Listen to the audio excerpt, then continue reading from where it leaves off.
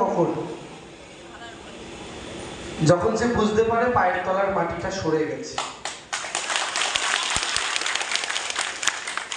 কই আমাদেরও তো শক্তিশালী অনেক জায়গা আছে, আমরা তো কোথাও গিয়ে মানুষকে হুমকি দিই না, বিজেপির মিটিংয়ে যাবেন না, সিপিএম এর মিছিলে যাবেন না, কারণ আমরা জানি মমতা বন্দ্যোপাধ্যায় যা কাজ করেছেন, যা প্রকল্প করেছেন, তাতে মানুষ যদি বিজেপি সিপিএম এর মিটিংয়ে যায়ও,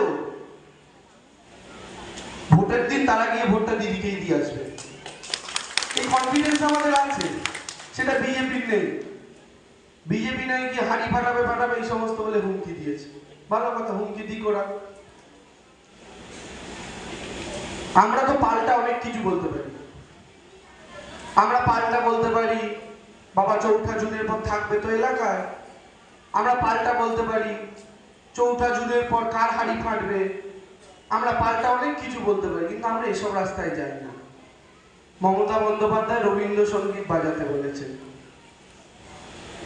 এই যে বাইকে করে ঘুরছে বিজেপির লোকজন হুমকি দেওয়ার জন্য, এই বাইকে যে পেট্রোলটা ভরেছে, নির্লজ্জগুলো এটাও ভুলে গেছে ওই পেট্রোলটা 100 টাকা মোদি করেছে।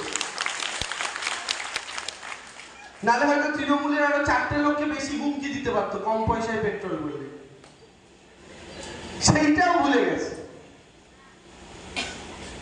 আমাদের ব্যাপারটা হচ্ছে কি জানেন তো, আমি আপনাদের এইটুকু আজকে এখান থেকে বলে যাচ্ছি, মিলিয়ে রাখুন। তমলুক লোকসভা কেন্দ্র তৃণমূল কংগ্রেস জিতে গেছে, আমরা জিতে গেছি।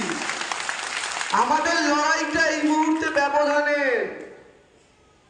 70,000-এ জিতবো না 90,000, 90,000 না 1,20,000, 1,20,000 না 1.5 লাখ, এই ব্যবধানের লড়াই। আর এই ব্যবধানের লড়াইতে আপনাদের প্রত্যেককে আমাদের সঙ্গে চাই। Smart news Bangla, smart news Bangla.